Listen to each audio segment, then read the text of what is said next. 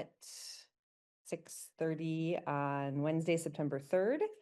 The first order of business is public comment. I don't see anyone in the room. Is there anyone online? There's somebody online, but they don't have their hand raised. If you'd like to make a comment during public comment, if you're online, just go ahead and use the raise hand function, or you can always do it the old fashioned way and turn your camera on and actually raise your hand. Talk again. I don't think they can. Yeah, they can't do that. Oh, yeah, now they can. I'll add them to. Doesn't look Oh, like Matthew okay. wants to speak. All right. So then moving right along to the consent agenda, which is a grouping of items on our agenda that are all pretty standard. And so we just put them all together to help the meeting move efficiently. And then, of course, if any board member has an item from the consent agenda they'd like to pull off for discussion, you certainly can. But with that said, is there a motion to approve the consent agenda? I move we approve the consent agenda. Have a second? I'll second them. All right, any discussion? Okay, all those in favor? Any opposed? Okay. Mia, I don't know if this is a, sorry. Yes, hi Jill. I didn't know if this was a consent agenda item, but I know it's a ways away, but I just wanted to sort of flag that my term is up in March of 2026 and I'm not planning on running again. Okay. For school board. So I'm planning on completing my term and I just wanted to get the word out because, even though that's a ways away, you have to get signatures to get on the ballot by January. And I just wanted to sort of start getting that word out to try to see if we can recruit somebody. Man, we're starting the meeting off with a low note. No, I'm still here for a long time. That's true. I'm glad to hear that. So thank you for indulging me. I wasn't sure when to say that. Yeah, no, Okay. I'm not planning to run again. Might as well just Yeah. keep rolling. Yeah. pile on, guys. Anybody else have any good news you want to share? You had a really short meeting, to be honest.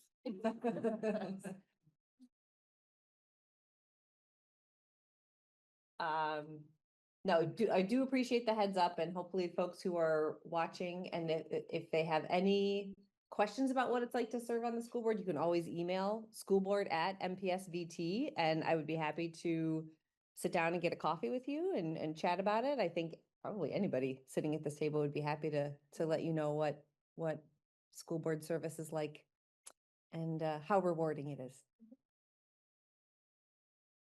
Thank you.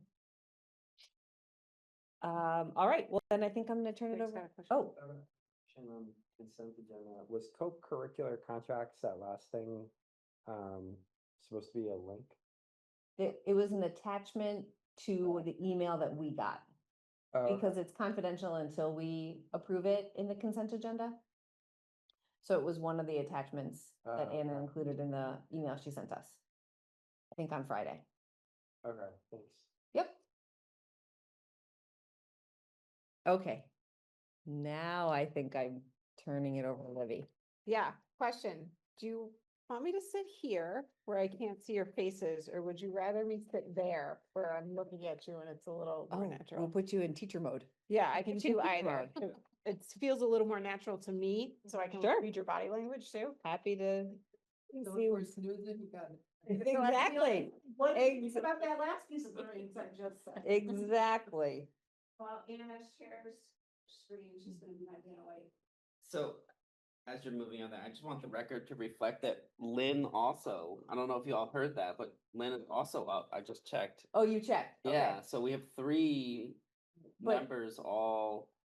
But are you going to run again? It's not my current plan. Okay, So all right, so there will likely be 3 seats up for grabs. When it's town meeting day, technically they're all up for grabs. Well, anyone whose term is up.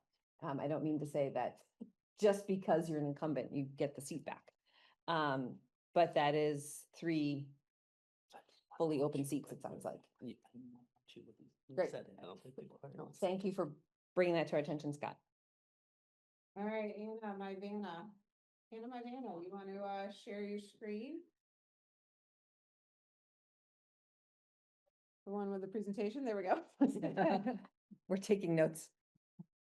Okay, I had Anna share this with us, so I feel much better over here so that I can see everybody's Good. face. This is a presentation that might seem a little familiar to some of you, but what we did last week, or at our last board meeting, is we talked about lots of different topics for the board to learn about or discuss, and one of them was MTSS and having a better understanding of our systems and theories of growth. So that's the purpose of this slideshow today. For those of you who've been on the board for a while, this is not going to be new information. However, there is information of like, where are we now with this? Okay.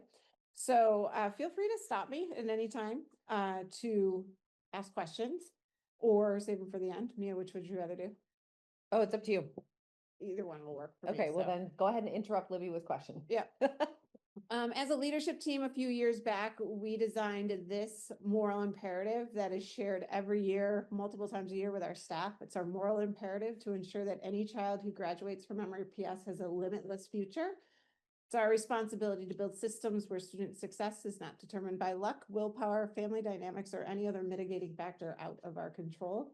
So essentially, if I were to sum this up, it's no excuses. It's our job to ensure all students will learn. Not that they can learn, we all know they can learn, but they will learn because of what we do every single day. Some staff members have some beef with this statement, but we're sticking to it. It is our moral imperative to ensure it, and I feel that strongly about it. So Anna, keep going. This year, I went back in my slideshows. So I started superintendent in 2018-19. The first time that these 4 pillars were shown to staff was 2019.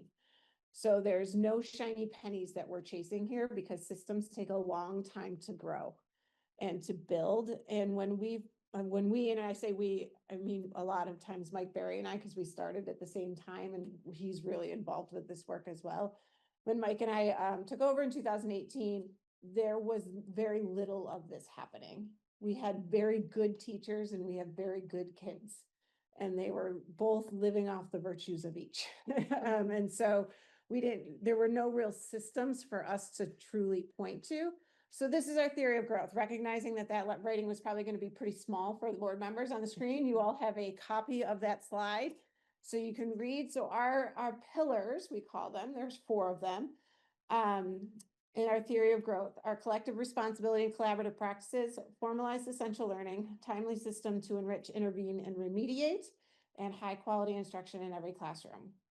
So this theory of growth, it came out of a whole lot of academic research, primarily done by Robert Marzano and colleagues that they have dubbed high reliability schools. So we like that idea that our schools are highly reliable to produce high impact students that come out with a limitless future. It's also based on some of Rick DeFore's work, who did a lot on professional learning communities and how exactly do teachers collaborate. And we'll talk about that in a minute. It's listening to our community and our staff a lot in those first few years and audits of our system. We began working on this theory in earnest in 2019. We have not just gone all in with all 4 at one time. Across the last 6 years, we've really focused our work on certain parts of these pillars, and some things that happened, like COVID, forced our hand to say, okay, we're really going to focus on this aspect, which happened to be formalizing essential learning and collaborative practices during that time. So, some of our work doesn't exactly fit into these 4 buckets. However, these are our 4 systemic pieces that we're working on. And when I say these 4 pillars, a lot of people jump right to academics. We have the same system for SEL as we do for academic learning. And I hope the board, because you all have been here for a while, we have a pretty veteran board for the most part, have heard that in the language when Nick presents, when Jess presents, when Mike presents, that they all, and Peggy Sue, they all say very similar things about our system and how they interact and work together. So you could put SEL in timely system to enrich, intervene, and remediate, or you could put math there, either one. We don't have separate systems for either of those things. So let's go through each one of these here. And so I should back up. When I say the term MTSS, that's multi-tiered systems of support, This is all MTS right here. A lot of people are really going to timely systems intervene, enrich, and remediate is their MTSS model, but really it's all four of these things encompassed. So when I say that term, what should pop into your brain are these four pillars. So let's talk about collective responsibility and collaborative practices. The research is really clear that when schools put more ownership in the idea that collectively they can reach all kids in the school, rather than simply, I can reach all individual kids in my classroom, that schools who show like collective action show more growth in learning and better overall outcomes. And so that's one of the major switches that we've tried to do in the last 6 years, is move away from they're my kids and I will teach my 20 kids in my classroom to every child in the school building is my kid. And we have to build systems around that. So that collective responsibility, because this job that we have is way too hard to do by ourselves. So it's been a change in language from, I know I can reach all my learners in the class. And if you want to click it, there's some animation. And the switch has been, I know we will reach all kids in our school and they will learn, which is a much more actionable statement than I can, right? Because whenever we say I can, it's I can if they go to bed early enough at night. I can if they come ready, prepared to learn, which is an elementary school way of saying that they're acting out, essentially. I can if they pay more attention to me than they pay to their cell phone. Like there's always an if after that, if I can reach them. But when we change our language to I will reach them, we may not get there for every kid. We know that, but it's not because we're not going to try. We're going to do everything we can. So it's been a real mindset shift for our district here. All right, Anna, keep going. So some of you have seen this before. John Hattie, you may know that name, has done meta-analyses for the past, I don't know, 15 years. And what a meta-analysis is he doesn't do any original research. What he does is he takes every other bit of research that's been done in academia and he combines the results to see what are the themes across multiple studies that show the highest impact on kids and learning. And when Hattie finds a 0.4 difference, that basically equates to 1 year of learning, right? So it's what we want to see, 1 year of growth. So any strategy that across academia gets less than 0.4, it's probably not a whole lot of worth our time. So summer tutoring, like just regular summer tutoring, that's a kid's choice to come, has less than a 0.4 impact, but the dollar amount behind that is really high to get summer tutoring, which is one of the reasons why we think, is that the best impact that we have for kids? According to John Hattie's meta research, it's probably not the best place to put our dollars. So there's good reason to look at Hattie. It's not the end all be all, because it all depends on context and where you are. However, we look at that as like a baseline for should we try something. So collective efficacy has a 1.57 effect size on student learning. So that's just not 1 year of learning. That's like 2 years of learning. Like a third grader would get like 2 additional years of learning in 1 year, which is a huge effect size. So if we can really get a collective efficacy going, then we're going to really move mountains. But he defines collective efficacy. It's not about teachers feel good about themselves. It's more complicated than just believing that you can make a difference. It's about collaborative conversations about the evidence you're seeing in the kids' work and taking collective action on that evidence, so that we are all responsible for moving forward, doing differently when kids don't respond initially. That's what collective efficacy really means here. Not just the feel good of like, we can do this together kind of thing, but there's actual actions behind it. So Anna, keep going. So when we first started this 4 pillars, we split this into what are our teacher responsibilities, school level admin responsibilities, and district level responsibilities for each of these pillars. So in our professional learning communities, some of the schools call them data teams. You know, we don't name them and say you have to name them that. They call them whatever they want to name them. But they're all working within 4 questions. What is it we want kids to know and be able to do? How do we know they know it? What do we do if they don't get it? And what do we do if they already know it? Right when we start. So those are the 4 teacher responsibilities, to be constantly asking themselves these questions together. At the school level, we need to give teachers enough time during the school day, so it's not an extra addition, for them to be talking to each other like this. We need to monitor and coach every team to ensure they're not talking about the next field trip, but they're actually talking about these 4 things. And we have to do a whole lot of celebrating when our adult actions cause student learning in a higher impact way. And then at the district, we need to ensure that they have the resources available, including training when necessary. We have to do a lot of messaging and a lot of positive messaging, getting the understanding out there that this is the work. It's not an additional piece of work. That was in the beginning. We don't have that so much, but your data team or your PLC is the actual work of teaching. It's part of it. Assist in creating common language and coach administrators when they need it. So where are we now? Keep going, Anna. We have, in terms of collective efficacy and collaborative practices, we have several pockets of excellence, several across the district. And the evidence of that is in assessments. When I think about the math and literacy scores at Main Street Middle School, for instance, across the last 3 or 4 years, they've skyrocketed. And a lot of that work could be tied back to their data teams at Main Street Middle School and math and literacy. They're excellent. We have several grade level teams at UES. They report knowing their students better than they've ever known them before because of this work with each other. And they really, last year, they started some units of study and instructional cycles that were really powerful for teachers in terms of like, I know exactly which kids haven't gotten it yet, and I know exactly what I'm going to do next with them because they've been having these collaborative team conversations. Is that every team across our K spectrum? No, it's not, but it's a lot of them. They're having really good conversations. So we need to work with the remaining teams to continue to grow their collective efforts.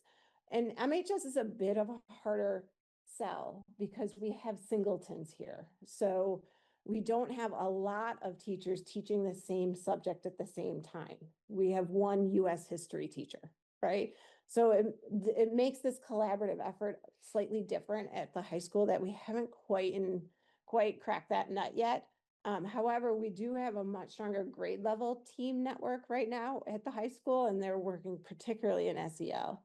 And the departments are moving in a different way. So our math department, for instance, here at the high school is working together in a different way around vertical alignment of skill, which is really nice. Where we need to really work is that we still sometimes admire the data. Here's what the kids got, instead of here's what the kids got, here's our next step as the adults to move the kids forward differently. We also need more opportunities for enrichment for the kids who already know it. That's been feedback loud and clear from parents and caregivers around like, well, my kid already knows how to do that. So what is he going to do? What are they going to do in math class when they already know what to do? So how do we incorporate more enrichment for kids? And we need to do a whole lot more, I think, celebrating the work of our teams as a team effort, because I think that they do a pretty good job, and knowing it and celebrating it are 2 different things. So if I move on to formalized essential learning, our next pillar. So formalized essential learning is based around priority standards. So when I think Jake said last time, I want to know about curriculum design and how we do curriculum design. How we define, some school districts and schools define curriculum as the textbook they have. Okay, we do not define our curriculum in that way. Our curriculums are priority standards tied to a proficiency scale with formalized assessments that are attached to the priority standards. It's those 3 big buckets.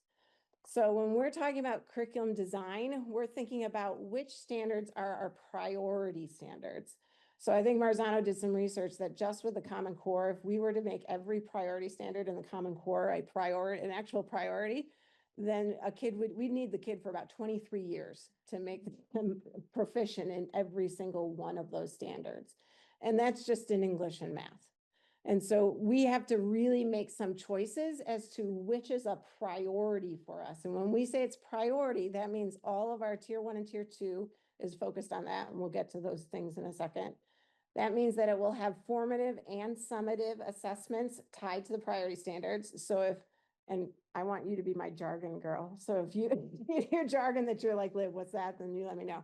So formative assessment is kind of like the diagnosis when you go because you have a cough and the doctor's trying to tell you what's wrong. Summative assessment is the autopsy. It's too late to make much changes. Okay, so that's a way to think about term. formative and assessment. So formative and summative. So honestly, as caregivers, if you see scores on formative assessment, your eyebrows should raise because that formative assessment should be informing the teacher of what the next move is for that student. Okay, it shouldn't be graded. It shouldn't be proficient. It should be just giving information to the child and to the teacher about what's next. Where are you next? To go. A summative is more like this is the end of the unit. We all took them multiple times as kids. You know, it's the unit is finished and you're going to get a score. And there's not going to be a whole lot we can do about it, perhaps. There might be some retakes here at the high school. Priority standards have endurance, so they last through time. They have leverage, so they can build off of to the next time, and there's readiness for them. And they all have proficiency scales attached to them. This has been a major change in our district in the last 6 years. That before we may have had standards, but we didn't have proficiency scales. So when we were saying we were a proficiency-based system with no proficiency scale, we weren't there yet. Okay, so you should be able to say to your teacher, can you show me the proficiency scale for the unit you're on or the topic? And they should be able to point you in the right direction. So could you give us an example of any priority standard, like maybe like in literacy? What's Yeah. Yeah. Yeah, so a priority standard in literacy would be something about identifying the main idea in second grade for a informational text. Okay. I use a lot of second grade examples because that's what I taught. Um, So using that example, proficiency scale attached to that would then be what a 1 looks like. What a 2 Exactly, looks like, what a 3 looks like, exactly, what a 4. exactly. And the Mhm. proficiency scale also has the academic vocabulary tied to it. So the other piece Okay. the other piece is like, take the word sum in math, SUM. That word is taught in like first grade, I think, as a vocabulary word.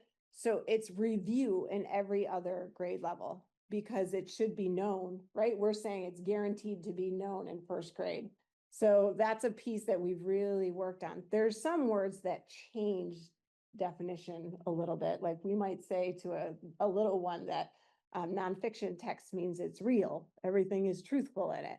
Well, by high school, we're saying there's a whole lot of bias in informational text, and it may not, it may be somebody's perspective on an event, right? So that kind of term might change across time based on the developmental level of a child.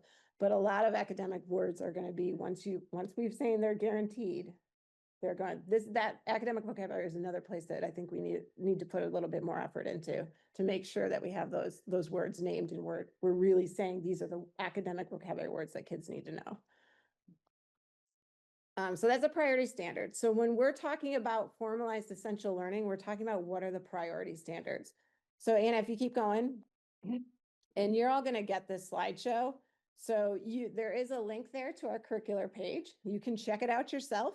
And in that curriculum page, you'll find the priority standards per grade level, some per content here at the high school, as well as the proficiency scale that's attached to it. So you can see it all there. The things you can't see are the formative assessments. However, you can see the proficiency scale as you should be able to, and as your kids should be able to, so that they have an idea of where they are and where they need to grow. So you can check it out yourself. We'll keep going. So this was our formalized essential learning where we started, and we have a lot of this work completed. Like I said, when COVID happened, kind of a light bulb went on for a lot of our teachers when we kept saying, you can't teach everything, especially here at the high school. And they were like, yes, I can. It's all important. And then when we came to COVID, you can't teach everything. And they were like, oh yeah, you're right. We can't teach everything. So Mike was actually able to do a whole lot of this work over COVID, which was really great for us. We focused in on this area. So the teacher responsibilities were naming with core content curricular teams, naming priority standards, developing the proficiency scale, providing an index of assessment items that match the rigor of that proficiency scale. We're still working a little bit there. and communicate with teams and get feedback. That kind of cycle of development has happened for primarily since 2021, 2021. And we have a lot of the work pretty complete. Now, I always say that curriculum is in a state of draft, because if we know differently, we'll do differently, but it's in a good spot right now. At the school level, admins were on those teams. They provided time for information of sharing of knowledge. And they're all speaking from a very similar script. So everybody knew on the admin team what a priority standard was, what a proficiency scale was. I'll make sure we were all clear on that. And then at the district level, we were providing resources like time and providing direction, monitoring the work of the team, and publicizing that work as well. So there was a little stint, big blitz in social media when we got a lot of this work done. But it is still, it's on our website. Teachers use it all the time. That's where we point new teachers to, all that kind of good stuff. But we have a lot of that work in a good place. So where are we now? Math and literacy in K-8 have prioritized standards with proficiency scales.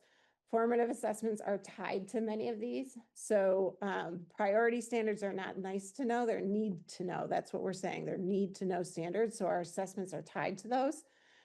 We want to ensure we're using common vocabulary and rigorous problems that vertically connect in math. We think that one of the challenges with our math scores are that teachers are using different vocabulary when they move in different grade levels, and that's confusing kids. And we also wonder if the problems that we're using to teach kids match the rigor of the standard. And so one of the ways that we're working on that is that we're developing use of Open Up math resource. So it's not a curriculum, it's a resource. And teachers, I think we're choosing resources in their classroom from tons of different spaces. And so we had no commonality across the board in math. So in K-12, we're now looking at Open Up resources. Our Main Street was the first to really dive into Open Up, and you can see the math scores in Main Street are much different than they are at the elementary schools. So we're working to use that K-12 as a resource for teachers. That's a big change this year. The MHS math team has done a significant work in redesigning multiple math pathways for students based on student need and caregiver feedback. Tim was part of that caregiver feedback group, and so they've made some significant changes based on that feedback and did a lot of really good conversations and work to do that. We need more work in science and social studies across K-12. We just need more work there in general because we really focused on math and literacy first. And our SEL standards and priority scales are at the end of development. So meaning they're in teachers' hands getting feedback, and like that feedback cycle is happening right now. So academics kind of went first and developed ideas for how to design things, and SEL is following behind them. So we're almost there with our SEL work as well. All right, Anna, keep going. So weird talking to her when she's not even here. Okay, so timely system to enrich, intervene, and remediate. This is like the money pit of this whole thing. So far, there isn't a lot of things that have cost a lot of money. Open Up is a free resource. So there's not a lot of things I've shown you so far that cost anything. The timely system to enrich, intervene, and remediate is something that we, meaning this board of directors, has put significant money in our budget to develop systems. Because once we had the ideology there, then we needed people to move into it. We couldn't just add the people or it wouldn't work. So I remember Nathan Suter sitting right here saying, we need more people to help kids who are struggling. And I said, Nathan, we need to understand what those people are going to do first. So we had to get some mindset shifts. We can't just throw money at the problem. So we've been working here for the last 2 or 3 years, and the board has come through in the community with the budget to get the human resources that we need in order to develop a good system to intervene, remediate, and enrich. We're not there quite yet, but we're close. So when I talk about the tiers, it's really important to understand the definition of each of these tiers. So tier 1 is universal first instruction. Every kid in our district should get access to universal tier 1 instruction.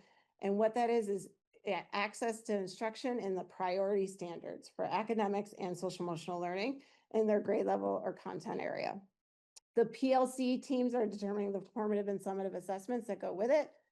The instruction in first instruction is differentiated. It's based on growth mindset. It's goal-oriented and should be engaging to kids. And 100% of our student population falls into this category. So if we're looking at that triangle, it's the big green part at the bottom because everybody's in it, right?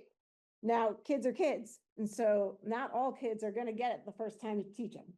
Sometimes kids need more or need a different way to teach it. So once they've gone through first instruction, they've gotten some formative assessment data, we go to tier 2, which is the next slide, Anna.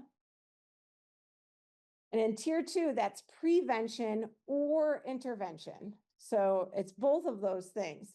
What we're saying in prevention or intervention, we're still talking about the grade level priority standard.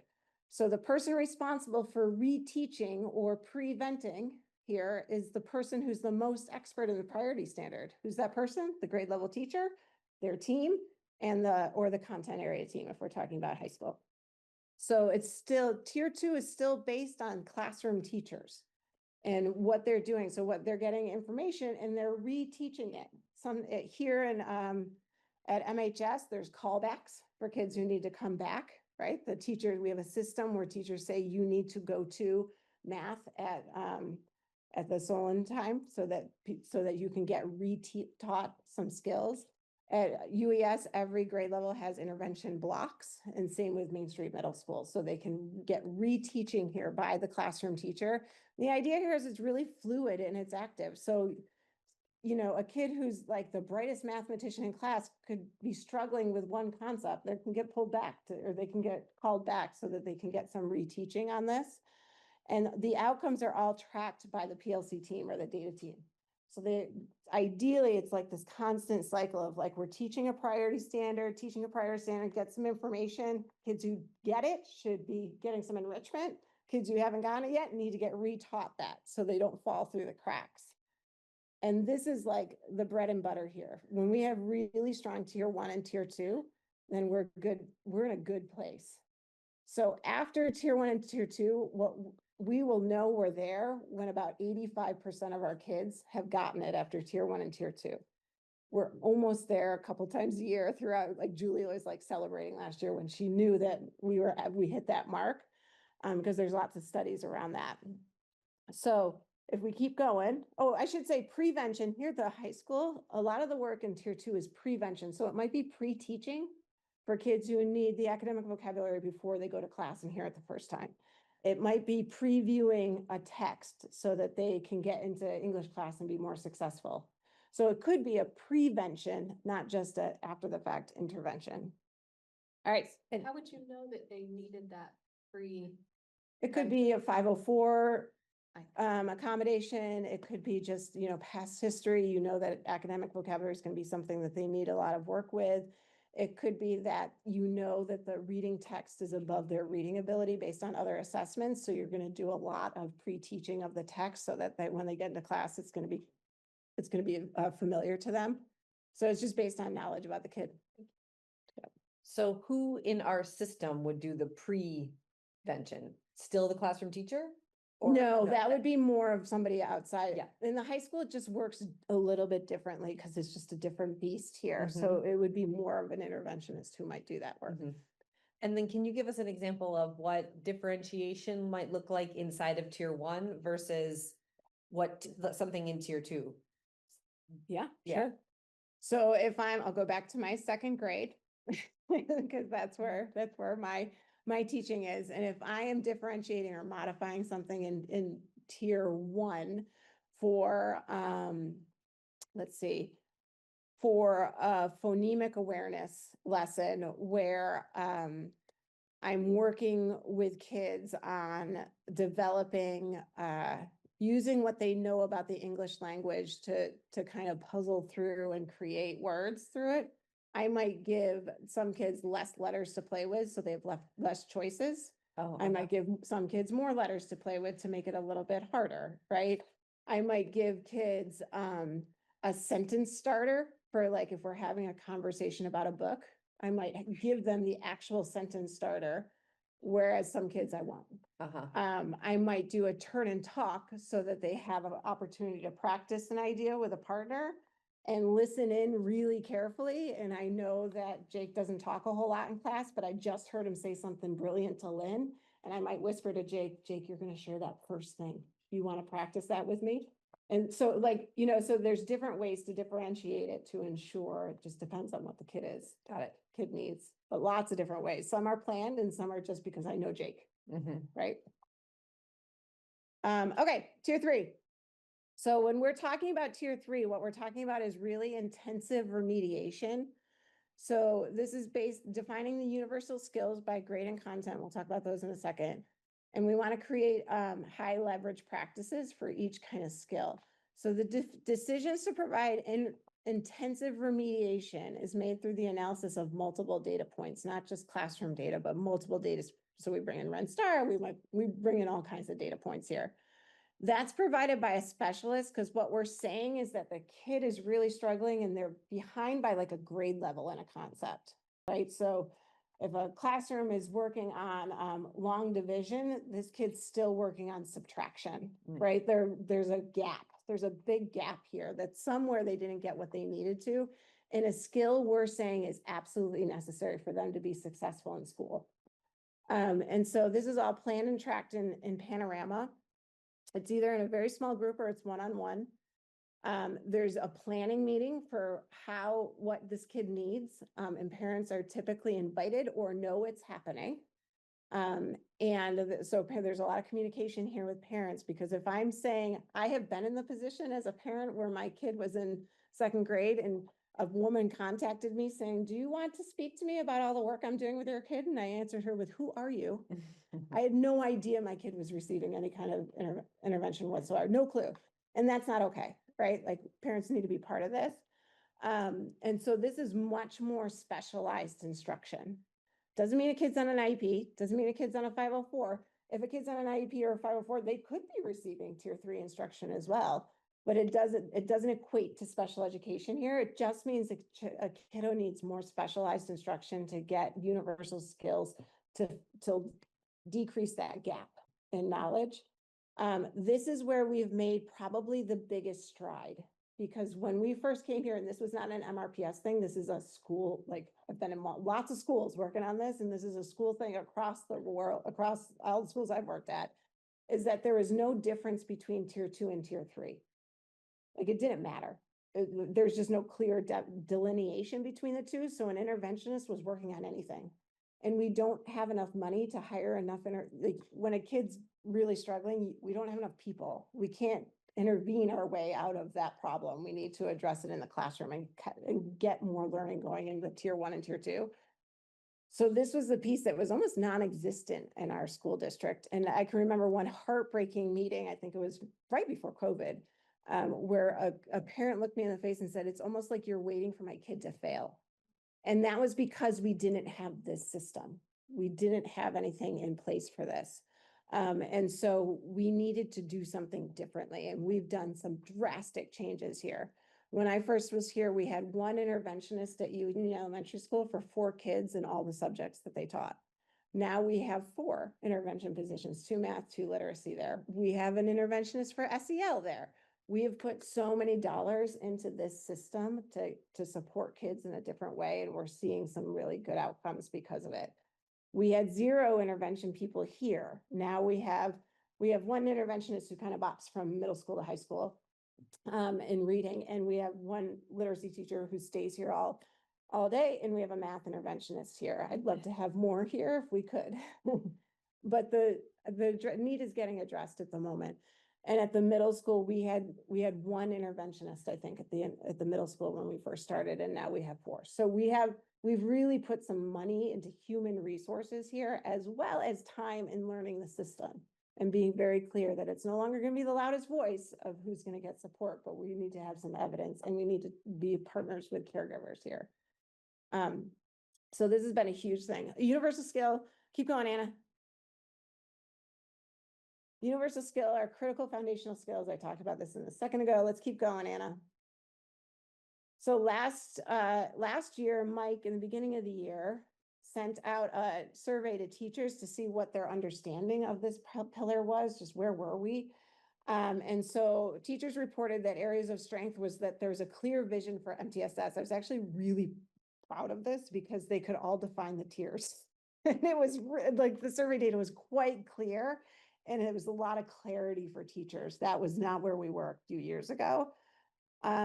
Teachers talked about the training that we've been doing at the tier 1 and tier 2 level has really helped them, and that our staff has a lot of confidence in our students' potential and their ability to help students reach their potential.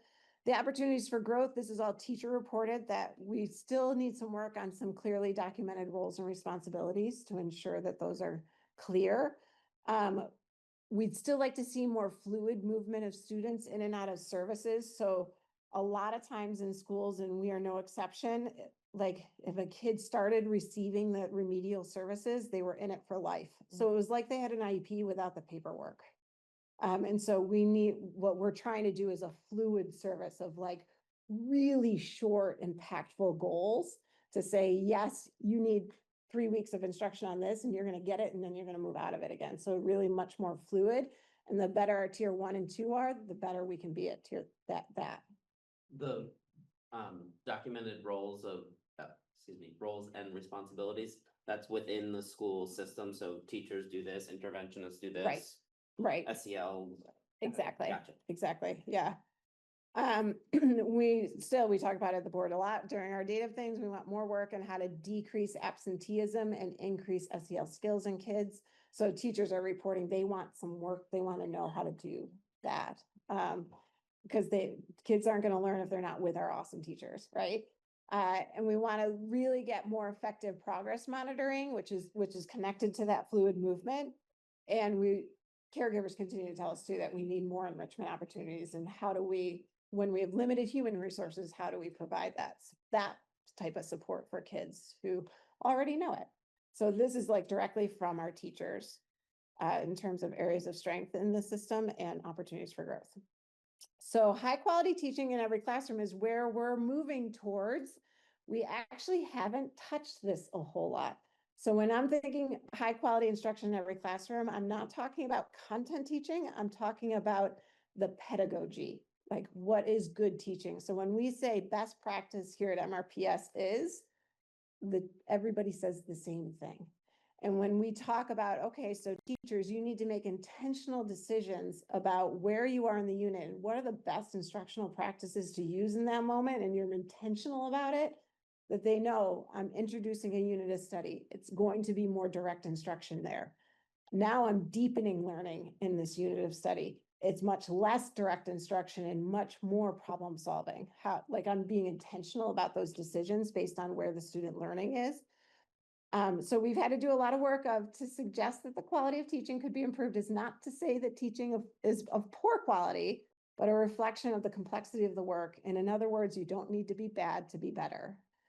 We have to do a lot of when we talk about talking about instruction, where nobody's saying we have bad teachers, we have awesome teachers. It's more of let's get on the same page around intentionality. So that's a lot of work we've been doing. So we started last year with these 2 questions. How will we increase our instructional competence, and how do we systematize teacher growth? So we're not evaluating teachers, we have a growth model for teachers that we're all working on this part of our profession to be better. It's a very big mind switch from the dog and pony evaluation show to we're working on growing ourselves in the profession that we've chosen. So Libby, how do you do that? Because I know teachers have very full days. And do you do it through in-service or as teamwork, or how So does hold happen? that thought. Okay. Just hold that thought, Lynn, because I think I'm going to address it. And if I don't, come back to it. Okay.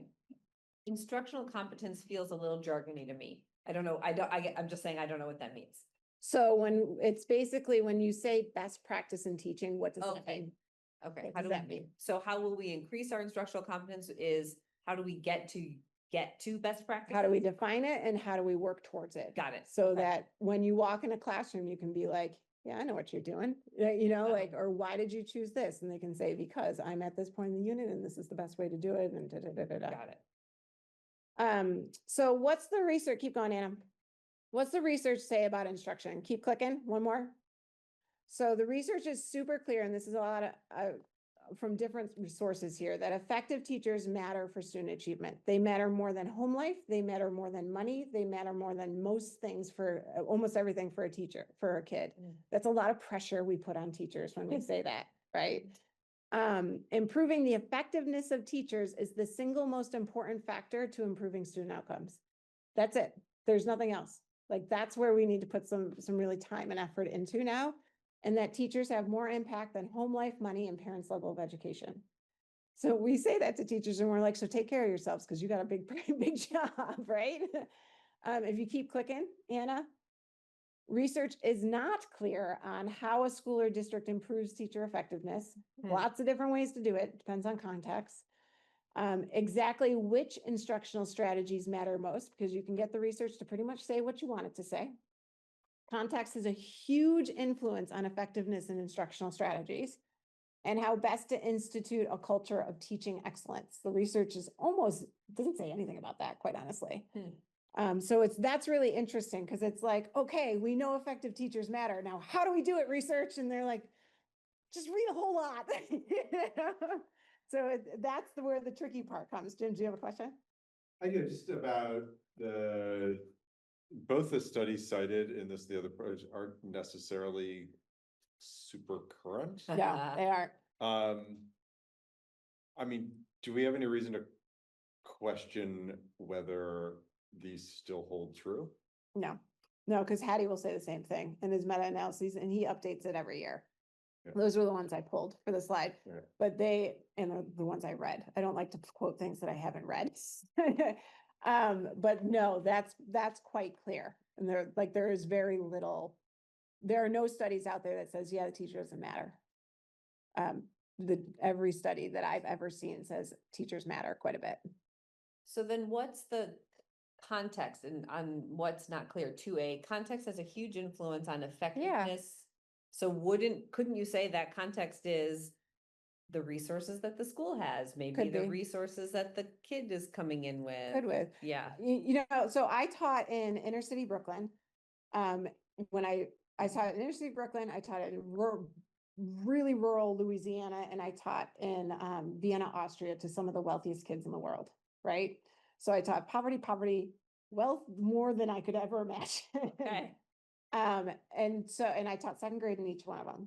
When I was in Brooklyn, right, I would take my kids out of the school simply to be like, guys, look, there's a tree. Do you see the branches growing off the tree? Oh my gosh, they're budding because it's springtime. Like, I would be so specific about my language. It was all full sentences. It was all using a lot of vocabulary with a lot of pointing and a lot of like feeling and touching and everything. I didn't need to do that in Vienna. If I did that in Vienna, they'd be like, yeah, I got it, you know, because they already knew that type of stuff. It was the context mattered quite a bit. I had to use every sense they had. I had to be engaging. We had to be out of the classroom. There's so many different things that we had to do in order to be successful there and get kids to where we needed them to be. We did storytelling with my second graders. We did storytelling so that they could go, you know, first, next. Kids in Vienna didn't need that. They were read to from the time they were born. So it was, and the kids in Brooklyn just weren't. So there's a lot of different, context matters quite a bit. And those are just like obvious ones that I can think of right off the top of my head. But it does matter quite a bit.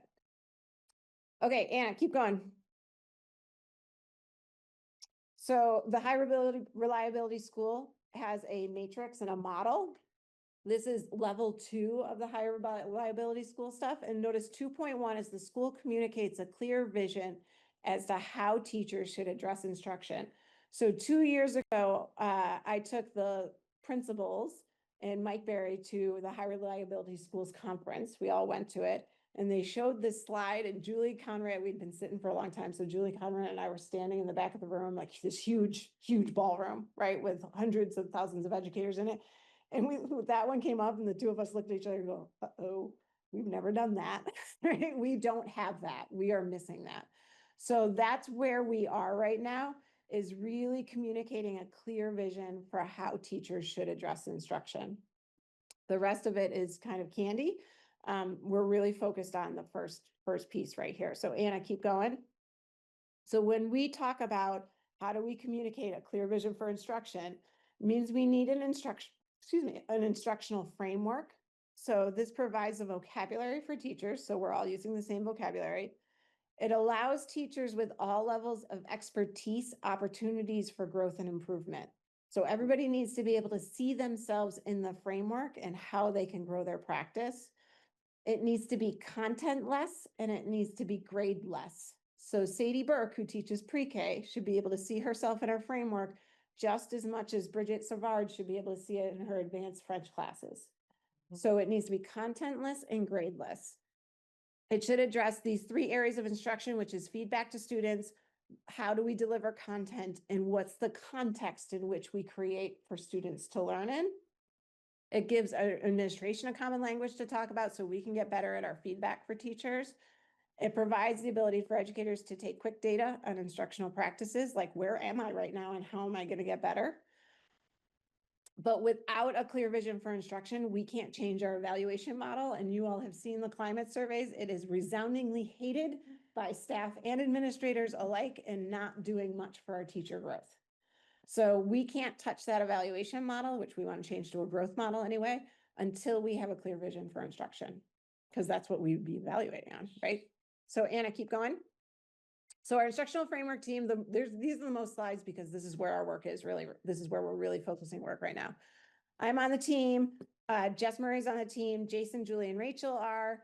Teachers are Sarah Voorhees, Colleen Purcell, Amy Kimball, Bill Khan, Eli Rosenberg, Judy Watt. We've just added 3 new teachers, and Katie Chabot, Dan McGuire, and Laura Ballantyne. And Mike is new to the group, and Rebecca Doloro is new to the group as well. So the team last year spent a lot of time understanding what the instructional framework was or what it is, and then designing what we call our first 4 elements. So keep going, Anna, and you have these in this little packet here. Okay. So you can dig a little deeper. The first one is establishing routines and expectations. Then we have understanding student backgrounds and providing opportunities to talk about themselves, communicating clear learning goals, proficiency scales, and tracking student progress, and demonstrating value and respect for all learners. So in these 4, you can see our focus on belonging. We want all kids to feel like they belong. You can see like baseline understanding, like establishing routines and procedures or expectations. I always say John Wooden, you know, quintessential UCLA basketball coach who had amazing athletes on his team, would spend the first 5 practices teaching them how to tie their shoes, because a blister for a basketball player is like death, right? So it's the same thing for establishing routines and expectations for a teacher. So we start with some very beginning things, and then we really work towards some pieces that work for other pillars, like communicating clear learning goals through proficiency scales, because getting teachers to use proficiency scales is still an area of growth for us. And then looking at the student backgrounds, providing opportunities to talk about themselves, and demonstrating value and respect for all learners fits right into our belonging goals. So that's why we chose these 4. And if you look at the first one you have here is demonstrating value and respect for all learners. So every element has these pieces. The instructional framework team designed these. So there's the definition, and Anna, you can keep going. There's the definition. So it's just what is the element? How are we defining it? We've added the importance to culturally responsive instruction, so that there's this piece of why this is important for cultural reasons that fits with our anti-racism and equity plan. There's examples of instructional practices that is not an end-all be-all list. We expect our educators to add to that list over time. Some CRI or culturally responsive instruction considerations for instructional practices that are like, make sure you do this. There's some reflection questions for teachers. And there's potential opportunities to gather quick data. And then for each element, there's a proficiency scale attached to it. So educators can actually go in and say, well, I'm here, but I don't do that, right? And the 4 in the excelling in every proficiency scale means they've collected evidence from students. So they've asked them, how do I set up routines and expectations in my classroom? And they have student data that shows that. So this is brand new for our teachers, but this is how we're defining instructional elements, and every teacher can see themselves in it. You said these are the first four elements. How many are there going to be? We haven't decided yet. Okay, Marzano has 49, I think. Okay. We aren't going to do 49. We've already combined some. And we're just not gonna do all 49. Like one of his is using games. While using games is really important for engagement, I don't know if we need an element around that. I think teachers do that by themselves, like, I don't know if we need an element there.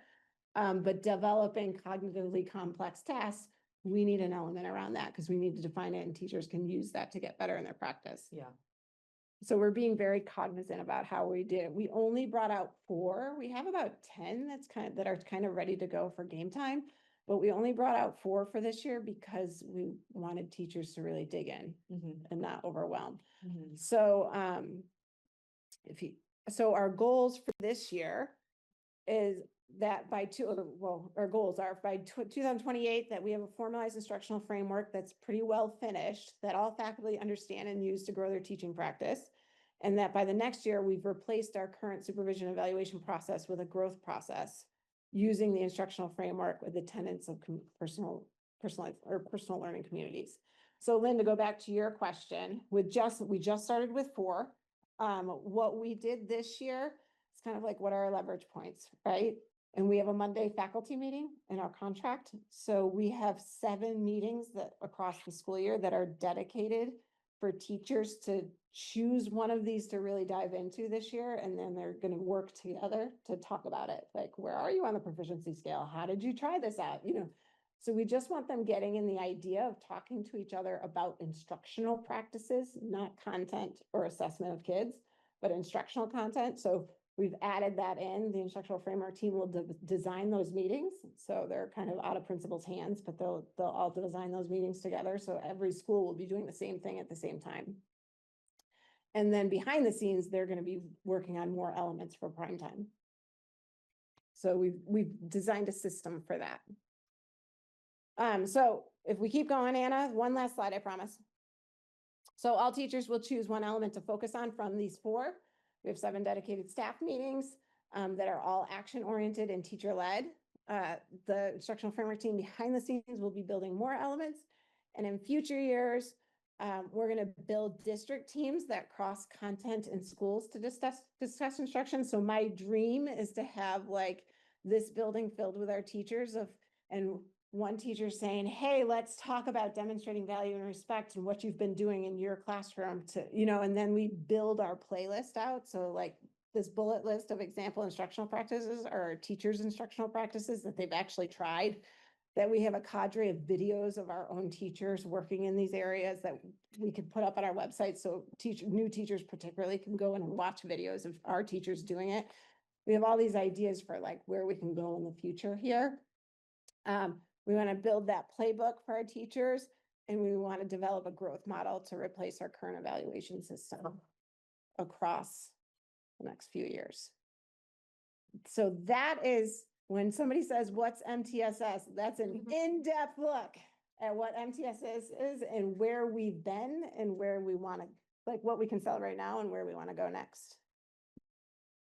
Any questions? Go for it, Tim. Thanks for this. So it's been really helpful to understand, like seeing it in one place was really helpful. My question is, if we went to like neighboring school districts in Vermont, would we see largely the same thing, or like, are we pretty unique in this? We're very unique, Tim.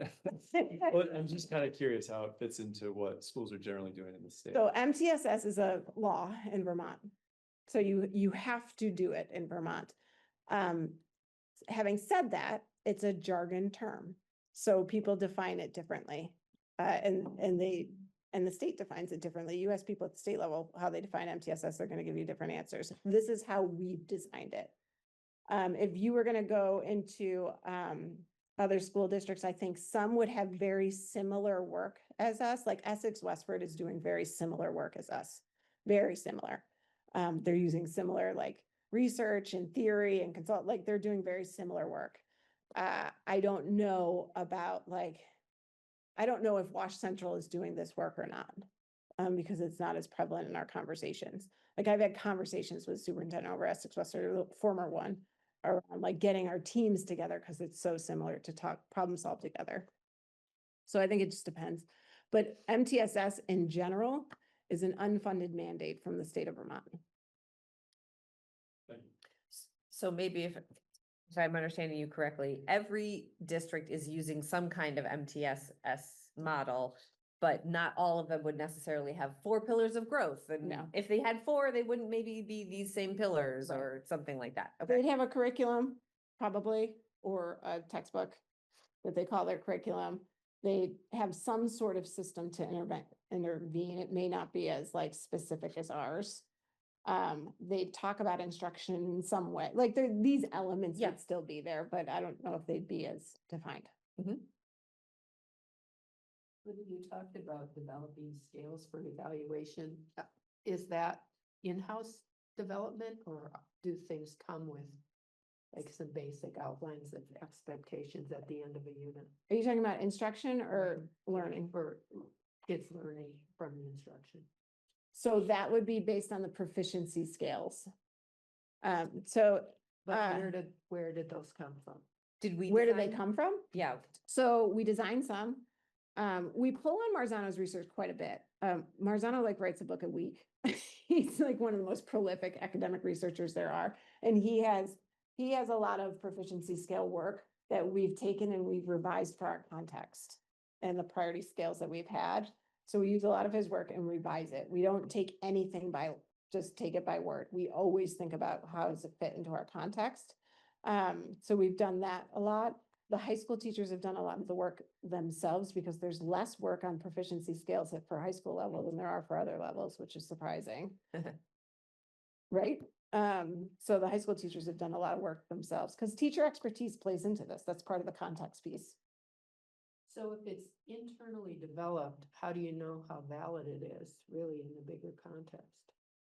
Well, that's where we would use things like VCAP, like the Vermont State, like that tells us whether that's a programmatic test. It's not like, I'm gonna look at Scott Lewins's kids and how they did on that test and know what to teach them next. That's not the purpose of that test. That test is more of a programmatic piece. Right. Which is why our math scores being where they are, we said programmatically, there's something wrong here, right? Like, because programmatically, we're not reaching the benchmark that we need to be reaching. So that's why we're looking at like what system-wide might be the challenge. It might be common vocabulary across system, it might be common teaching practices across systems. So we want to think about how do we fix that? Does that make sense? Yes, and then if kids end up with low scores on the national testing or whatever you're using as kind of your measure. State testing, yeah. Yeah, per program.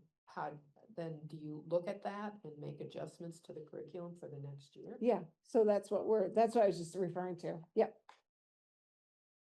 It's not always by year, because this work, like I said, we spent like a year getting to know the system, what we had in place. And then we've been working on this for literally 6 to 7 years and we're not there yet. Like this type of change effort is ginormous. And you don't just change curriculum overnight. Like that just doesn't happen. You don't change pedagogy overnight. You have to take time. You have to recognize that you're working with humans who care quite a bit about their profession. And it's very personal for them. So how do you move people forward together in a different way? So the open up so far has gone pretty well, but this is brand new for our elementary and our high school, but we've done it. I think we've done it in a way where teachers are open to the idea of changing some things around there. Thanks. What is, for the tier 3 instruction, Mhm. kind of like wondering what what's the scene like, and, you know, it seems hard, like, to have to make up so much time with something that's sort of falling behind. So has it been effective, like getting them back on track? And, you know, how do those instructors, whoever they are, pull it off? They're amazing. Our intervention team is pretty amazing. They're amazing teachers, first of all. The better we get at tier 1 and tier 2, the easier tier 3 gets, right? Because the less students they need to focus on. Like I said, you can't remediate your way out of a tier 1 problem. So if our instruction at tier 1 is not high quality, then we don't have enough people to intervene for every kid who's struggling. We have to get classroom teachers involved there, which has been like the major shift in the last 2 or 3 years. So the teachers, every year those numbers start to shrink a little bit more of kids in need of the remedial services. And the idea is that we will never get to a point where we don't need remedial services. However, the idea is that they have much more time, like specialized time with smaller groups of people, because we've been doing our work at tier 1 and tier 2 every year, and we have the evidence to show it. We're not there quite yet, but we're getting closer and closer each and every year. It's one of the reasons why we ensure that we have, well, right now we have 1 unfilled position, but we have 4 positions at the elementary school versus, the 2.5 here at the high school, because we have to ensure that the gaps don't happen early, that we catch them early. That's not to say, however, there's a misnomer of like, let's put all our intervention services at the K4 level because that's where they happen. Because hard content, kids are learning new content throughout their entire academic career. One would hope. They could, they could struggle at any point in time. So we have to have a system ready to go to support kids throughout their journey with us. So you can't just put it all in one place, but I think you do need to have more there, more human resource there. Did I answer your question? I think so. It's a hard job, most definitely. Yeah, Are they using the same instructional techniques or Yeah. do they? much more specialized, Ah. much more one-on-one. So that's where when you hear the term Orton Gillingham, like that's a remedial service for kids in literacy. What was the term? Orton Gillingham, or like a Wilson reading program. Orton-Gillingham. Okay. Yeah, or like a Wilson read, it's much more specialized instruction that not every kid needs, but some kids really need a different way to learn certain concepts that are important for them to be successful later on. So that's where those tier 3 teachers are skilled and getting more skilled every year in specialized instruction. One of the challenges is that type of specialized instruction doesn't really exist in math too often. Like there are a few things that you can do, but it's not like literacy. There's much more work that's been done in literacy than there has been in math, which is one of our struggles, I think. It's like, what does specialized instruction in math look like? I think one of the other things that the system helps or supports the interventionists with is that you made the shift a few years ago that these interventionists would be doing just like a very bite size. That's what you mean by specific, but it's also like very bite size that allows the kid to find that success and then either move out or move on to the next thing. So it's rather than like remediating on Everything. all of math. yeah, it's like, let's find, we can hone in. Our system is such that we can hone in on a very specific specialized thing. For like you were saying, for like 3 weeks, and they can get it, and then they can move on to the next thing. It's still hard. Any other questions?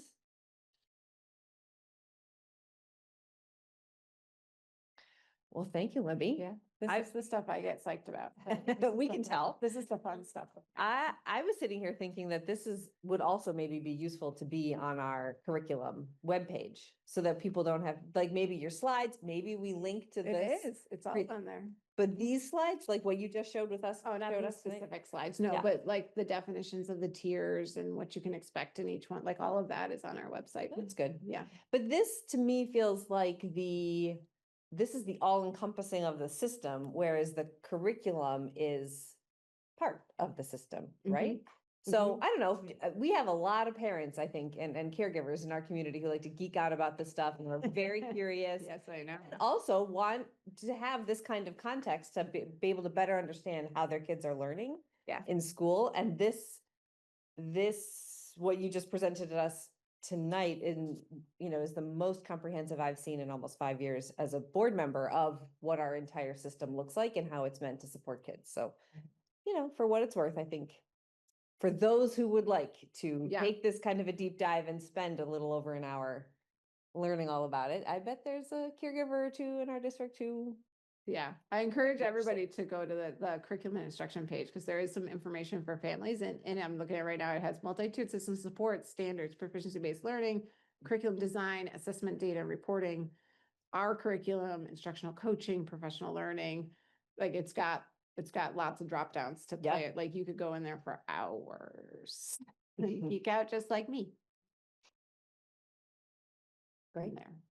Yeah, Thank you. I'm gonna move back to my official. Okay, yeah, come on back. Okay. Next on the agenda is to do the wrap up of the committee work that we were doing at the last board meeting. We didn't sort of report back to each other after doing our small group sessions. So I'll let you get situated. So could you bring up the visual aid of the actual committee plans or timelines? Yes, I can. I think that'd be helpful to have the visual aid. Hold on up, and then I'll share my screen. You want to do equity engagement first? Sure, we'll do that one first. And I can add in a very light touch on the superintendent evaluation as well, because it's pretty straightforward, but just to let folks know.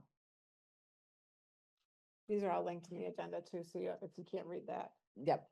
although I can make that bigger. So the Equity and Engagement Committee, we have a very long list. I'm filling in for Rhett because he's not here tonight. He's our chair. But we have a very long list of things we would like to do. And so we've actually been having a couple of conversations leading up to the last board meeting to try to prioritize and then also deprioritize, which is hard to do because everything that was on our sort of to-do list felt pretty important to us. But at the meeting on the 20th of August, we landed on these as 4 focus areas. And in fact, I think Libby's template actually had 3 focus areas in it, and we just couldn't help ourselves. We had to add a 4th. But we do think that this is a fairly doable bit of work. The first one is that the committee, those of us on the committee, that's Rhett, Lynn, Casey, and me, we will be sort of the project managers of the community engagement work that the entire board does. So the community engagement work, examples of that would be like having the table at the fall festival, holding a listening session at the library, holding a list at the library in Montpelier, holding a listening session at the Roxbury Free Library.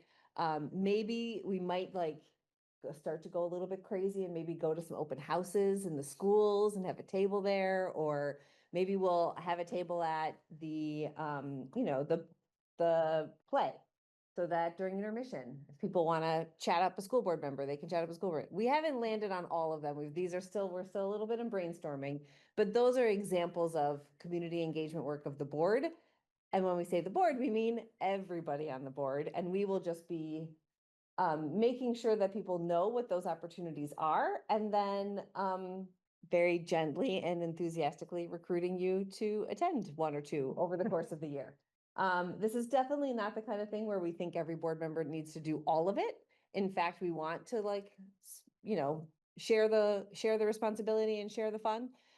So pretty soon we'll have a calendar of those different activities, and we'll be asking board members to sign up for different ones. In fact, our first ask is actually the Fall Festival, which the board has had a table at for the last 4 years, maybe, and has been a really awesome way of chatting up people throughout the district, because so many people come to the Fall Festival and so many people are happy to talk with board members in between bites of popcorn and waiting in the very, very, very long line for the face paint for their 3rd grader. And so that one you should look, we'll send out a sign up for that pretty soon, because that's coming up pretty soon. It's on October 4th. So if it's not already on your calendars, please put it on your calendars. It's from 12 to 4. Again, not every board member needs to be there for the whole time. We will take it in shifts, but we'd love to have you. You want us in the dunk tank? Oh, yeah, It's- right. it's a- That's another great engagement. Great engagement. Yeah, especially when it's like 45 degrees and raining. I drew a line last year to the good clunk tape. I said, no, not doing it this year. Well, you'd be in good company if Yeah. you did it. You said October. 4th, from 12 to 4. So that's our first priority for the year. The second one is to work with folks in MRPS Pi and our athletic director, Matt Link, and sort of like caregiver booster clubs of the different sporting groups to co-create together some fundraising guidelines that are that accomplish the goal of raising money for our the co-curricular activities, but also reduce any barriers that might be in the way. So that's one of our pieces of work. We helped with hosting a community conversation at the end of the school year last year. We got a huge, the big lift was done by Jess Murray and some of our SEL staff in the schools, and with an assist by Libby. And we just kind of helped recruit for it. And then we were there to help participate in it. And it was really wonderful. Everybody who attended it would love to see more of them. And so we're going to do a little bit more to reach out to MRPS Pi to partner with them on that, to help with some of the recruitment and the design. And these are community conversations really about fostering caring, inclusive environments in our schools, and how caregivers can and community members can be a part of that, in addition to all the awesome work that our teachers are doing, which we learned about through Libby's presentation earlier. So that's our third focus. And then our fourth is an idea actually that Libby offered us, which is for the committee, sort of in the way that the operations committee looks at the quarterly reports before the board sees them. The equity and engagement committee could look at the data reports with our administrators to start to begin to understand any disproportionality that is happening in our data. As a board, we got a short training on that a year ago, but we have some new board members, and this is a really complicated issue. So we thought that maybe starting with a smaller group, a committee, to begin a board understanding, and the board can help, or the committee can help the rest of the board understand and work and learn from our administrators on any disproportionality happening in our data. So those are the 4 focus areas, and the rest of it is just like when things are going to happen. So I don't think we really need to cover that too much, but just gives you an idea of timeline. So that's the Equity and Engagement Committee. Do Casey and Lynn, do you have anything you want to add? It's a good summary of what we talked about. Can be fun. Any questions from any other board members? Really quickly, there are 2 notes in September and February tentative for Libby hosting superintendent Oh, yeah. forums. So I'm curious what those. I am hosting one next week. Yeah, I see. It's being advertised in the newsletters that are going out soon. We're gonna try virtual the first time around to see if we can get more support than in person. So, and the topic is to hear from the community about consolidation, because we haven't heard much from the community about the ideas behind Enact 73, and to see if I can drum up some conversation there. So that's the focus of the one that is occurring next week. Starts at 6:30. We're sending, Anna just made the advertisement for it today, so it's going out soon. This Friday is my district newsletter one, so it's definitely going out by Friday. And again, whole idea is to see if we can, I can hear from community members about what they're thinking about consolidation, merger potentials, and just Act 73 in general. How can you get it out to the greater community? We'll go in The Front Porch bridge and Forum. Stuff like that, or Front Porch Forum? Mhm.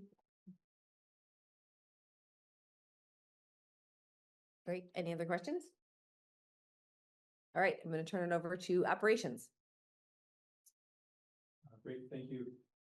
So the operations committee this year, I think we're gonna pick up on some of the work we did last year with seeding the capital fund with the $1.5 million from our fund balance.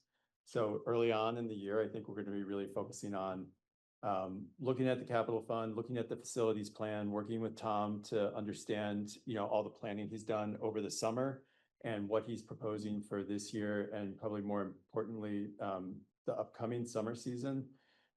And work to come up with, to determine whether or not there are really good targeted uses of that capital fund deposit that, or appropriation, I don't know what the right term is, assignment. And also, I think probably look a little bit more about whether or not we think about how we make regular contributions to it. And, you know, we've had our practice in the past of around $270-ish thousand going into the capital fund. Whether or not we want to revisit that and how we approach it. That work is going to probably be a focus of the fall, because that's what Tom's working on, the facilities report now. And I think we expect that maybe in the next meeting or soon. It's soon. Yeah, it might Yeah. actually be the next September meeting. Yeah, It's either that or the first October meeting. Yeah. So that's a big thing. I think the other goal really is, you know, Tom is a relatively new facilities director, and we have a new finance director that was just hired recently. And so I think there's going to be a lot of work getting to know them, and also getting a fresh look at facilities and finances from new folks. So I think that's another focus of our work, particularly in the fall. The third one is sort of less important. I think we were probably happy with 2 goals, but also thought there may be some opportunities as a board that we could value add if you know, folks are busy, but if there are maybe some grant opportunities that we could help in assisting with that for specific projects that fit within the plans that, you know, Tom has for facilities or for the school district generally, that might be an opportunity where we could add value. So those are the general ideas coming from operations. Any questions? Anything else from other committee members?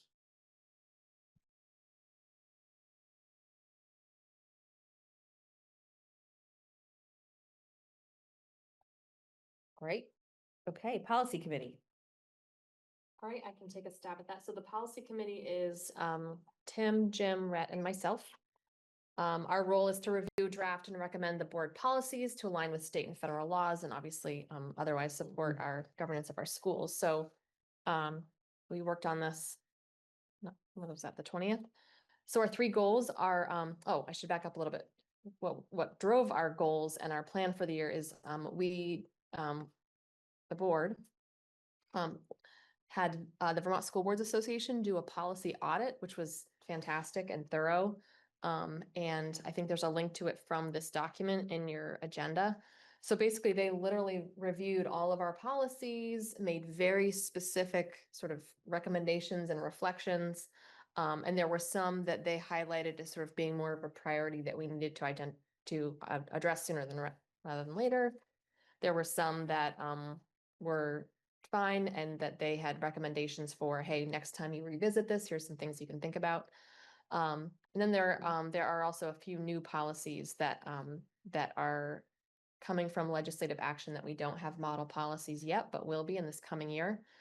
So based on that, our goals are to implement those policies, and the priority ones specifically, and any that we're missing from our policies.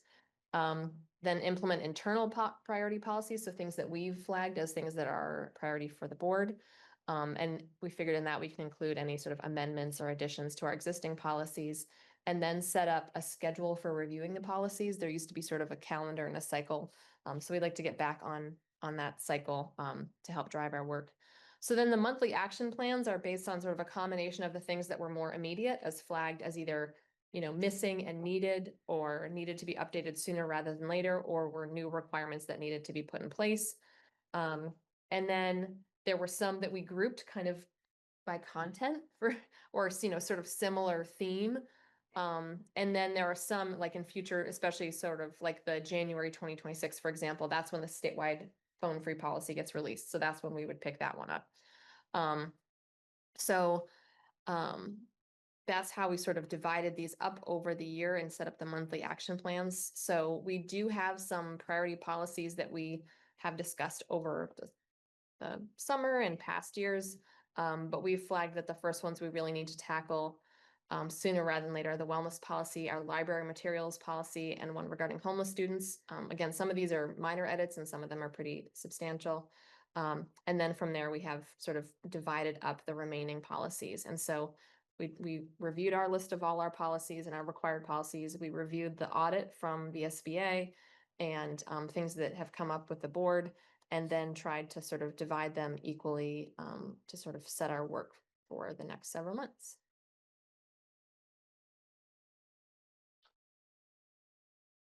And I would recommend, if folks haven't already in all your spare time, the policy audit is really fascinating. It's really just helpful, and it shows they really did do a deep dive, and just also it's just helpful for some of their sort of inside intel about, we're waiting for this from the Agency of Education, or this is in line with the federal policy and some boards have added XYZ. Yeah, I thought they did a very good job. It was really thorough, and it's also very actionable. It's very easy to understand what they saw and then their instructions to us on how to address it. So that was really helpful. You could pick it right up and work from it. Okay, this one does not have a visual aid, but the Superintendent Evaluation Committee, our priority is to evaluate the superintendent. But we will, over the course of the year, have a couple of check-ins with Libby on the progress of her, on her goals for the year, and then starting in April of next year, we'll launch and probably work with the VSBA again to facilitate the actual eval process. And we have one last order of business to do before the previous eval process is done, which is for the committee to formally accept Libby's goals, which are finally finalized. And so we'll have a committee meeting coming up fairly soon, TBD, for those of you on the committee, to do that, and then figure out our schedule for those check-ins with Libby over the course of the year. So actually a fairly light load right now for the Superintendent Evaluation Committee. That's it. Can I ask, it struck me that our recent collective bargaining agreement was only for 1 year. So does that mean we need to stand the negotiations committee back up this fall? Is that usually the timeline? November-ish usually. Maybe we can get it to start a little earlier. It's gonna be an interesting year with consolidation too. Interesting year across the board. Year. That was the teacher contract. Are the others? The IA is need- up too. as The a- IA was a uh-huh. 1-year contract as well, Uh-huh. so. Yes, so we will need people on the negotiations. I think we have committee members because we made those assignments in March. We just haven't. Yeah. Yes, we will be losing 2 of the members of the negotiation committee. No, Unless we- 3. Unless we 3. finish it by, Unless we finish it. you have little faith. Finish it by March of 2026. That's a good goal. There we go. Yeah, A good goal. I will tell them possible. we need to start now. It's possible. yeah. It's possible. Okay. It's possible. Yeah. Okay. Any other questions or thoughts from board members on committee work for the year? Okay, let's pull up. I think this will be pretty brief. The year-long board timeline, board meeting agenda. So one of the things that Libby asked us at the last meeting was, what would you like to see? What is some of the evidence you'd like to see of that will demonstrate our progress in our 3 priority areas of academic excellence, belonging, safety, and wellness, and communication and community engagement. And board members had lots of requests and ideas. And so if you have that, so if you look at the very top of the document, that's the whole big list. And then if it's crossed off, it means that Libby and Jill and I found a place for it so far in the year. So if it's not crossed off yet, we're thinking, well, there's still open space, and also perhaps we've covered it. It can get lumped with another presentation. So for example, pedagogy, which was, instructional framework, literacy, math, that was the request. Libby worked that into the MTSS presentation tonight. That's not to say if there's more questions. we Exactly. can't do more. Right, we can have more presentations on it, but that was the idea, is that tonight's overview covered that, as well as what does our MTSS model encompass? What other things, I should say, does it encompass? And so this is really just to make sure, this is always linked in board packets. So you always can look at this, but we just wanted to do a quick touch base to say, based on what we heard 2 weeks ago, here's what we've planned out so far. And so you should, one, definitely let us know if we didn't capture something that you said that you were looking for. And two, if there's anything new that you've thought about and would like to see, let us know. So we can get it into the agendas, into the calendar, as it were.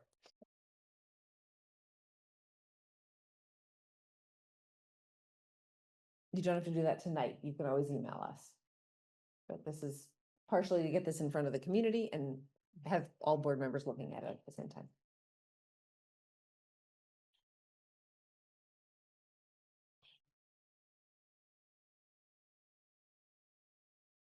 Quick question, what's EQS, DQS? EQS is the educational quality standards and the DQS is district quality standards that were set in the law that were supposed to start in July. And there's been some stops and starts at the agency of education level Yes. around whether or not those are true and representative. So we decided to hold off on that a little bit until we hear more from the agency. The CVCC bond vote, I would love if we could get Jody here and maybe sooner than October 15th. I don't know. Sooner? Okay. I mean, early voting starts how many days before? Oh, good question. I hadn't thought about So, that. and I don't know what her schedule for community Okay. meetings is, but We can take another look at that. and I timing. can fit up with that. Mhm.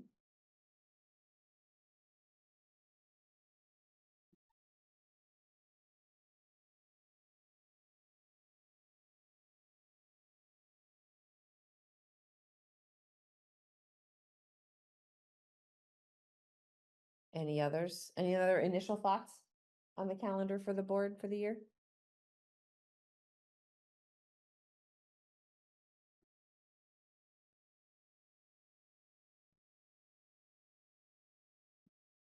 Okay. Libby, you provided an RVS update in your superintendent report. Anything else to add? No, I just texted our lawyer just to make sure that there weren't any earlier today. And he has not heard back from the town since they had a phone conversation last week, and he's gonna check in with them if he has not heard anything by Monday. Okay.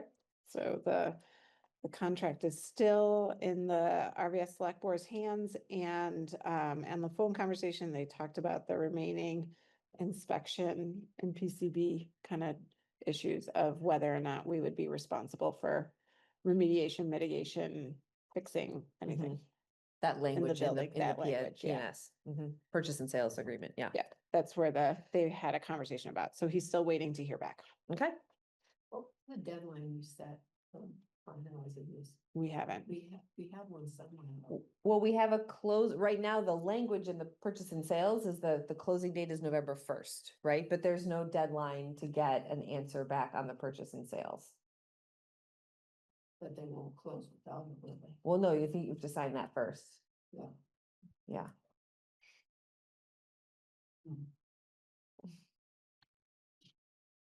I think, Months away. Yes. I think we're, dare I say, closer now than we were.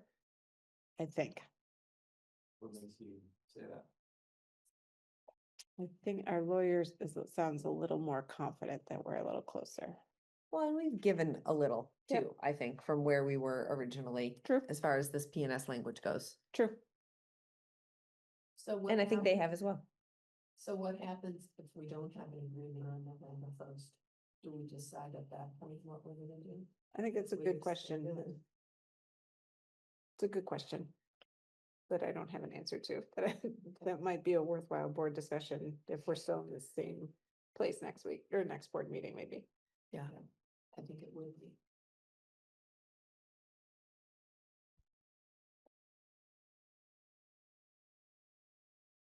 right, any other questions? Good questions, thanks. Okay, let's move on to policy monitoring.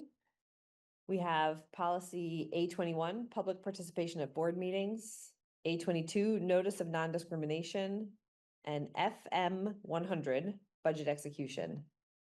Why don't we lump these all together with a motion, and then if somebody wants to pull one off, they can. Is there a motion to approve policy monitoring reports? I move to approve A21, A22, and FM 100. FM 100 sounds like a radio station. It does sound like a radio station. It does. And we've got Jake on the second. Any discussion? Okay, all those in favor? Any opposed? All right, I think that's it, everybody. Motion to adjourn? I'll move to adjourn. Is there a second? Oh, a second. Don't all talk at once. Come on, people. All right, all those in favor? Any opposed? Okay. Sorry. Meeting adjourned. Good night, everyone. The last one, so.